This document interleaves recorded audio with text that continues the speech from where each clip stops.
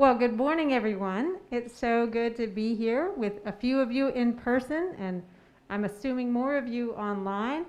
My name is Phyllis Newbill. I'm the Associate Director of Educational Networks here at the Center for Educational Networks and Impacts, which is part of Icat. We are here for our first play date of the fall 2021 semester. We're so glad to be back, and we're trying out this hybrid thing. We have one announcement this morning, and that is that Virginia Tech Science Festival exhibitor applications will be open next week. They should be open by August 31st. If you have other additional questions about that, please put them, if you're online, put them into the Icat questions link, and we'll address them. And if you're here, just talk to me afterwards. Again, thanks for being here this morning. I'm going to turn it over quickly. This is our play date in which we kind of look forward at the semester and see what we're doing at Icat in this semester. So I want to introduce to you the Executive Director of Icat, Dr. Ben Knapp. Well, thank you so much, Phyllis. And yeah, today is a little bit of an experiment, as the beginning of each semester for the past year and a half has been. So hopefully this works well for everybody here, and hopefully this works well for all of those of you online. And as Phyllis said, please, please, please ask questions.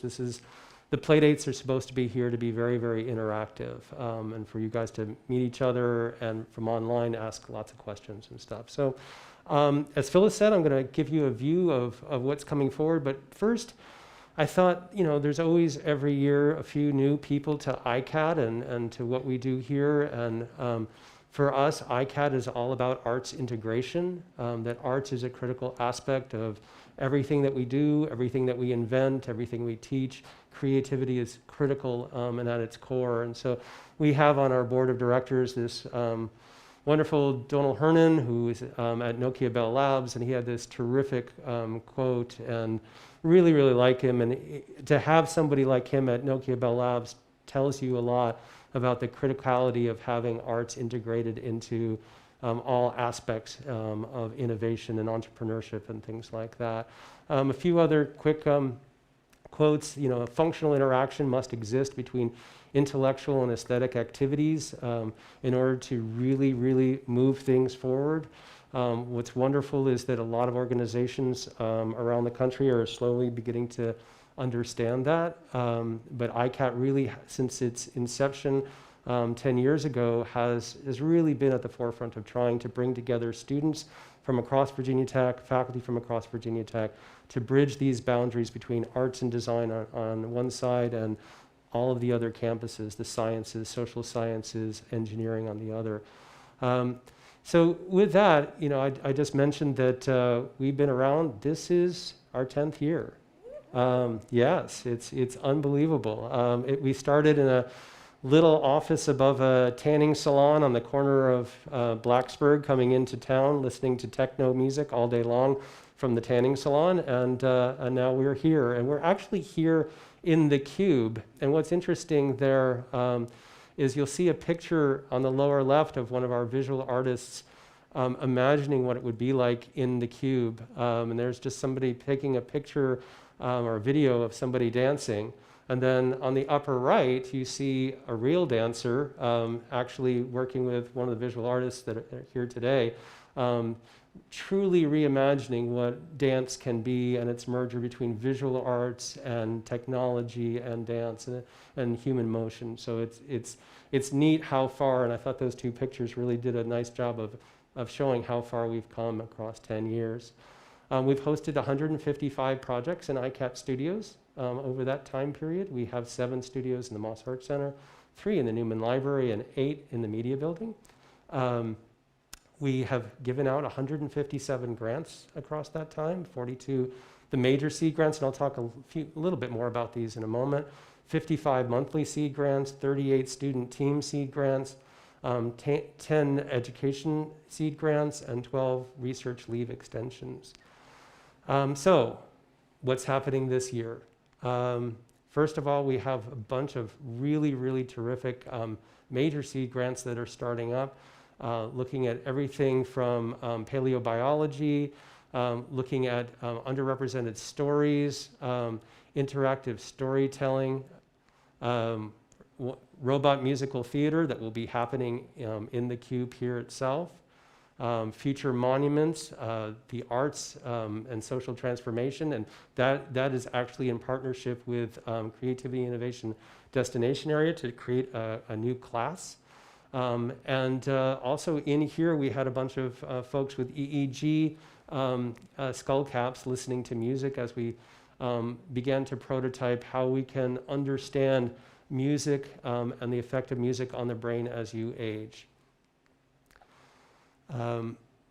We have a call, and this is really important. We have a call for major seed grants that happens every year. This one will come out on November 19th and will be due on February 11th. We're hoping somewhere in the audience here, I saw him, I do see him, is Tim Baird, who amazingly is running, or the faculty principal at the new Live Learn community, and hopefully we're going to be able to have this fall a get together in this new Live Learn building with faculty and with students to maybe meet a little bit across disciplines, so that as you look to write a seed grant, maybe you can meet some folks there from different disciplines and brainstorm about things that you might like to explore over the next year. We have a call for student seed grants. I know this is always a question from students is, how do they get involved and what can they do? And we have a special donor this year, Roger West, who donated money to Icat to support student seed grants. And so we'll be having the submissions, we'll have a call out pretty soon, and the submissions will be due October 8th for you to fund you throughout the year. You have to have students from across at least 2 different colleges to try to bring things together, hopefully one from the arts or design area. I have to figure out which way to point this thing here. We have 3 new research fellows for the faculty that are here and online. We do what's called a research leave extension. So if you get a sabbatical, if you get a grant or research leave from the university for 1 semester, we will extend your leave for an entire year.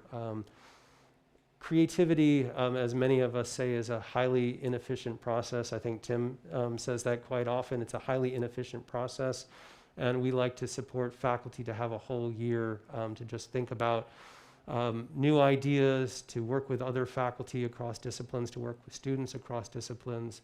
And we're really excited about the new cohort that's coming in this year.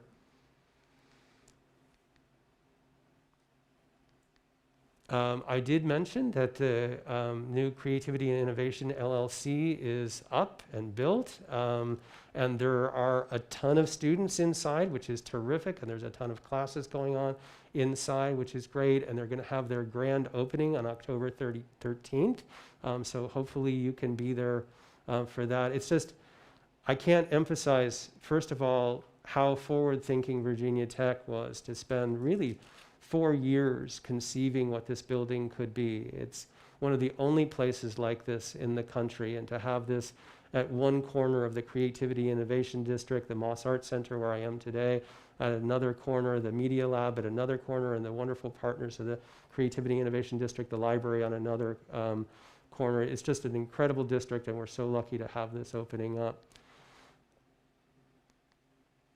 We also have Lane Hall Sesquicentennial Celebration, which is right next door, and that's going to be September 10th through 12th. You have to see it. That's been a project with students and with faculty at Icat, and we're just very, very excited to see that, and I know the Corps of Cadets are very, very excited to see this as well. We have the Science Festival, as Phyllis mentioned, coming up, and we want to have exhibitors. The Science Festival will be on November 6, 2021, and as Phyllis said, the end of the month we will open up for applications for exhibitors. Pre-COVID, we would get about 6,000 people through the Science Festival here, so we'll see what happens this year, but we're still pretty excited no matter what happens with the festival. Accelerate should launch a video of Accelerate, but it's not. That's okay. We're hosting Accelerate again next April, and that will occur at the Smithsonian. Wonderfully, we have ACC schools that are all going to be coming again, and as it says there, We've had close to 100,000 attendees over the 3 days across the 2 years, so it's pretty exciting to really be the convener of the East Coast region of this kind of festival. And I should mention that Icat and Virginia Tech now, even on the national stage, we're a leader for the Alliance for Arts and Research Universities, and the whole role of the arts at Virginia Tech is now advancing the whole country and in fact internationally as well in terms of what we do with arts integrative research. And finally, we have these playdates, and every year we get worried about, will people show up? Will people come by and see the playdates? And I'm so appreciative of everybody here, and I'm so appreciative of all the people that will be presenting this semester. We have some terrific presentations coming up based on the seed grants from last year. And we also have a special one this year as well on October 8th for the artists in the audience and across Virginia Tech. We're going to be bringing in several companies that deal with something called NFTs, non-fungible technologies. It's something that you might have read about where somebody sold a video of who was it that was dunking? I can't even remember anymore, but that video was sold for over $1 million as an NFT. So a lot of artists and designers are like, what are NFTs? How do we use them? How do we get our art out there? So that'll be a really interesting conversation from folks outside the university from across the country talking about the role of NFTs in artists. I just want to finish up by saying, Icat is really an organization here to help students and faculty cross these disciplinary boundaries and let us know how we can help you and both in our spaces, through seed granting, through just creating partnerships, bringing people together. Anything we can do to help, just let us know. And with that, I think I'll just go ahead and turn it over to questions. All right, thank you, Ben. Let me pull up the questions here. And if you have a question in the room, just wave your hand, and I'll come to you with the mic. If you have a question and you're not in the room, if you would just type it into that Icat questions link, and I will get to it as we get to them. We can start with a couple from online. How would an undergraduate student get involved in research at Icat? It's a really, really good question, and one over the first 10 years the answer has been evolving over time. The easiest answer is to that question is there are the student seed grants that you saw, and we would love to have lots of applications for student seed grants. As I mentioned, we have a wonderful donor that's thought it would be so great to support this transdisciplinary work with students that he's donated money to support the seed grants this year. So we have a little bit more support to help have even more students involved in that way. So that's one way. The second way is as your faculty apply for the research seed grants, both the major seed grants as well as the monthly seed grants, there's an opportunity there to work with faculty because most of the funding that we give to faculty end up going to support students, graduate students and undergraduate students research. So that's another way. The third way is to look at the seed grants that are on our webpage. We have a list of over 150 projects, and pick a professor from that and go talk to them about what you're interested in. We do a lot of crazy stuff here. Several of us right now are working on a drone music project that will be going on both in the drone cage and in here. We've got projects called like the Tesseract project, which is creating a miniature version of the cube with speakers all the way around you to immerse yourself in audio and explore data using sound, not just vision. So we've got lots of projects going on. So that would be the third way, is just to go to our website, look what faculty are doing, and then send them an email. I know that faculty are always looking for help on their projects. Coming by the Playdate is another and final way to here. We always have donuts outside. We haven't yet figured out what we're going to do when it drops below 32 degrees outside and the donuts become crunchy. But please come by here. We're friendly people, and we'd love to see you here. And there's faculty here that you can talk to, and there's the folks from Icat that you can talk to learn more about what's going on here in our spaces. Excellent, thank you. Do we have any questions from the studio audience? Yes, I'll come to you. Thank you. Oh, okay. Thanks, Dr. Knapp. I was curious, so it was really cool witnessing the development of the C+I building. What kind of classes are taught there? What kind of facilities are in that building? Terrific question. So there are classes taught from the School of Performing Arts, predominantly music. There is a 200-seat musical theater in that space, and so classes are taught in that, but also we will have outside of class hours, we're going to start having over time get-togethers and possibly even performances in that space. Then we have a huge maker space with all sorts of different kinds of equipment that's predominantly used for the School of Visual Arts classes. But again, that's a shared space because we've got over 500 students just there in the building that will be coming down and using that space outside of class hours. Then there's some painting spaces and drawing spaces within there. I'm looking this way because one of the faculty from School of Visual Arts is here with us, Zach Dewar. Zach, did I miss anything? I haven't been in there yet. I'm really interested. Although I've never been in there yet. I want to know too. Okay. So those spaces, we're looking at projection mapping. Tim, did you have anything you wanted to add? This is Professor Tim Baird from Geography. Sure. I mean, there's a lot of spectacular spaces. There's lots of little kind of niches and nooks and crannies for student lounges and things like that. So there's a lot of kind of ad hoc things. There's lounges for the living learning communities. Each of the living learning communities has a lounge. I think there's a library. It's called the library. It doesn't have any books in it. By the way, we spent a lot of money on that branding. You know, we looked for names and we came up with.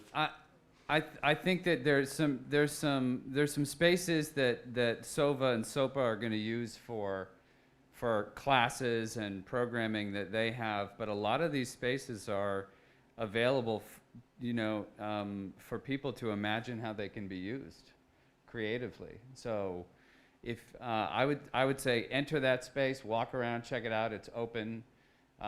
It's open until 8 each day.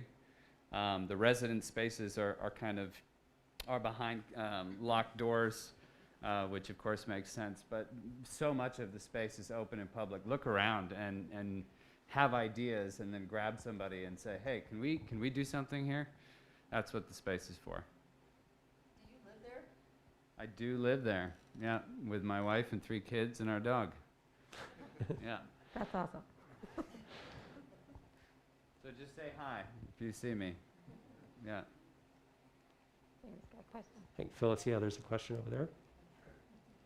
And for those of you online, this is 360, so you should be able to turn your screen well, actually, if you're holding a phone, you can turn your screen around. But if you're not holding your phone, you can also use your mouse and move the screen around and see what's going on. Oh, yes, there you are. Hi, I'm Jamie McReynolds with Moss Arts Center, and I was curious about how do students apply to be part of the living learning community? That's a really good question. I have an answer, but I think the more accurate answer will come from Tim. So I see that one of my colleagues, Laura Townsend, is here, and she's the director for the Innovate Living Learning Community. So I might hand this off, but students apply to, this year they applied to either be members of one of the 3 living learning communities. There's also, I think, between 150 and 200 student athletes who live in the building. So it's really like 4 different communities, plus several, a few dozen students are unaffiliated, and we're just referring to them as CID general students right now. But I think every group, maybe except for the student athletes, applied to get in. But one of the surest ways to get into that next year, if you're not a Division I athlete at Virginia Tech, is to reach out to one of the living learning community directors and ask about what they do and see if that interests you. So maybe Laura has something that she would add to that.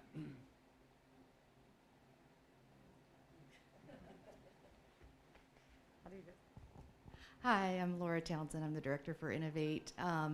Yeah, it's been a pretty exciting time to move into the new Creativity and Innovation District and see all the students in there and the spaces that are coming together, to see the maker spaces kind of finishing out and the classrooms being used. I've been a part of this project for over 2 years now.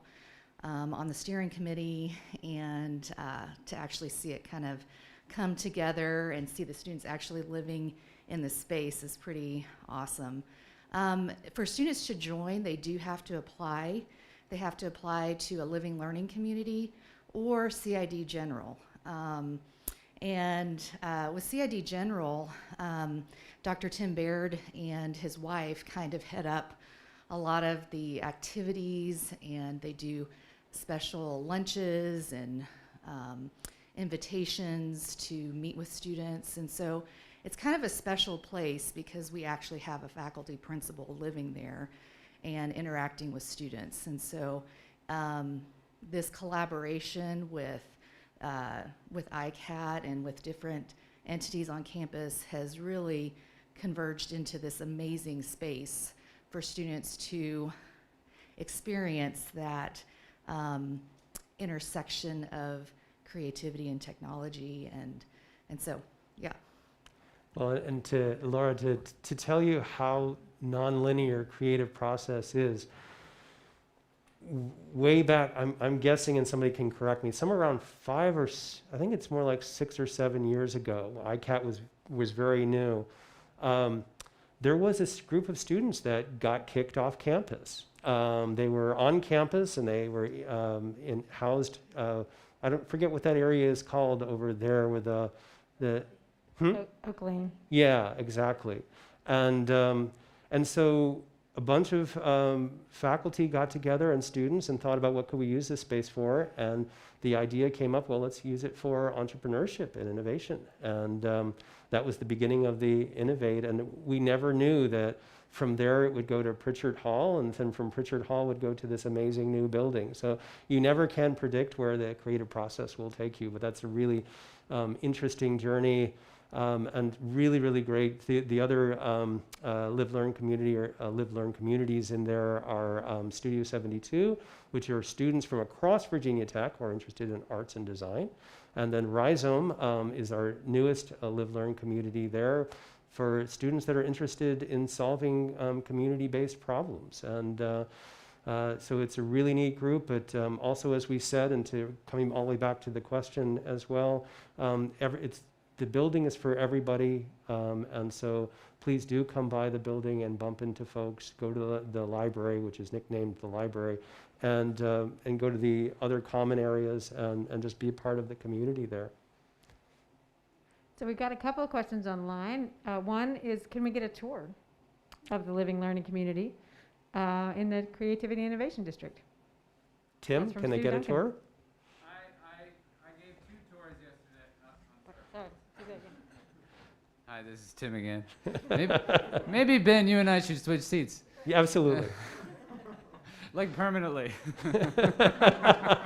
Uh-oh. No. I gave 2 tours yesterday. It happened at the same time. It was serendipitous. I bumped into a colleague. I was touring a colleague. Another colleague was there with a visitor, and we walked through. I think if I just stood outside the building waiting for people I know to walk by, I could give 10 or 12 tours a day. I think that we have a new building operations coordinator, Kevin Ayub, who's from Moss Icat, so he's moved from one spectacular building over to another. He has an office. He's moving around. I'm in the building. We have living learning community directors who are in the building. Enter the space, look around, ask a question. Hey, can I look around? Ask somebody, and they'll say, oh yeah, Tim or Kevin or Laura or someone else is nearby, and they'd be happy to talk with you. If you'd like a formal tour, we do those as well. I guess you could send me an email, or you could send Ben an email, and we could arrange something for sure. Can I just send it to Tim? Yeah. For those of you online, half of the room just laughed when somebody said, send me an email. So, And I think there was one more. Yes. Would any of the grants, the student grants or faculty grants, support bringing a guest artists or performers or lecturers to campus? the answer is yes. The answer used to be no. And again, this is part of the creative process of trying to figure out what are the best uses of our funds to help support things. And we've kind of moved along in that thinking and really want for folks to be able to bring in visiting artists to campus, visiting scholars of any kind to campus. And again, picking on Tim, we really should switch spaces. Picking on Tim again, there are 2 residences up in that building for visiting scholars to campus. And there's a committee that Tim has put together to review applications. So sometimes it's not even quite as expensive as we think, because they now have, if you make it through the vetting process with the visiting scholars, they actually might have a place to stay right here on campus within the CID. So yes, we absolutely will support that effort. The process, as you can imagine, is competitive, but we're always looking to really put ourselves and on the national stage and be part of the national conversation. So yeah. Great. I'm excited to see what we bring. What other questions do we have in the space? We are approaching the end of our time. I'll give it a minute, because that's a thing in education where you say, what questions do you have? And then we wait like a half a second and we move on. So I'll let there be an awkward silence for a second. There's one. I'll be right there, Tim.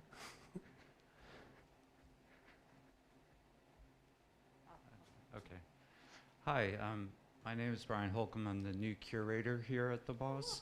Yay. So I will follow up to the residency question, because whoever asked it online, thank you, because that would be my question of bringing a visiting artist here who might have an exhibition, but also would benefit with a longer stay here at the Moss. And how does the Living Learning Center envision the residency program? Say I have an international artist coming here to where they would need to be here over 4 weeks to actually work with different communities, allow the students to maybe help them work on a project. I know is this the application process that you were talking about? That's okay. Yep. And do you have an idea for like lengths of time, or is that just an open question? It's right now an open question. I know Tim and I have talked extensively, and his committee might have even talked more. One of the wonderful, and I'm not just being cagey, one of the wonderful challenges of the CID is sharing space. It's a wonderful challenge because we have so many people that have such incredible, this cube was created by faculty and students thinking of what could we do in this space, and how could we share the space, and what could we do together. So working out how these residences will be in the new building is going to be a process of looking to see how long. There are 2 spaces, and how will those be shared? Will it be the same organization that's from the same area, or will they be different? All of these questions are ones that I don't even want to say will work out over the first year, because I think they're ones that we will try different things for. So I hope I'm speaking correctly, Tim, that absolutely nothing is off the table. I think the group is looking at all possibilities to do this, and to have 2 spaces on campus like this, headquartered in the CID, in this creative building, a stone's throw from here and the media building and others, I think will be great. But it's kind of a non-answer, but we have a process now which we've just created. I mean, this process is just forming, but I think we're certainly interested in the conversation. So I really do suggest that you, all kidding aside, that you send Tim email, and for all of you that are thinking of scholars from around the country and around the world, because there's also processes for doing that as well, as Brian, you well know. So we have to help out with those processes as well. Excellent. Thank you. I think, are you going to be quick, Tim? Sure. Okay, you got to be super quick, because we're almost out of time, and that's my job. So first, as a quick comment, I want to say that my understanding is that Ben Knapp has been central to the creation of the CID, and maybe not everybody appreciates that or understands that. So I just want to make that comment. I mean, like pushing to get it done, participating on all of the committees over many, many years. So we all owe him a debt of gratitude, and he personally, yeah. For me personally, Ben has been an outstanding mentor for years, and his mentorship has helped me to to have the confidence to take on something like this. We've created this wonderful space. I can see Moss and Icat that has become a place. And right now we've created this brand new space that is the CID. And my job and Ben's and all of our jobs is to turn that into a spectacular place imbued with meaning and activity and creativity. I think one of the next challenges, maybe for Ben and for me and for all of us, is to think about how we can connect these places physically and virtually across campus and beyond. So that's kind of the nature of my questions. Like the next step is creating place at the CID and connecting that place to the other places that we have. And how to do that. And will you be on that committee? No pressure. Well, thank you very, very much for your kind comments. And the answer is yes, we have a great team of students and faculty literally working even as we speak, working on ways of connecting. And it actually leads back to Phyllis, because ways of connecting are technological. We're putting spaces in the CID that are always on and always connected to spaces up in the innovation campus, over to Roanoke. So we're working on those kind of technological connections. But one of the neat things out of CENI, the center that Phyllis helps run, is we also use people to make connections. We have these liaisons that are these incredible connections. Phyllis serves as a liaison to the Science Museum here in Western Virginia, in Roanoke. We have liaisons to the various school systems here, and we have another wonderful donor, Larry Chang, who has donated money to create a liaison up in the National Capital Region, because we feel making these connections is about new kinds of technology, new kinds of spaces, and the way we make those places, as you say, Tim, is to have people there to make those connections as well.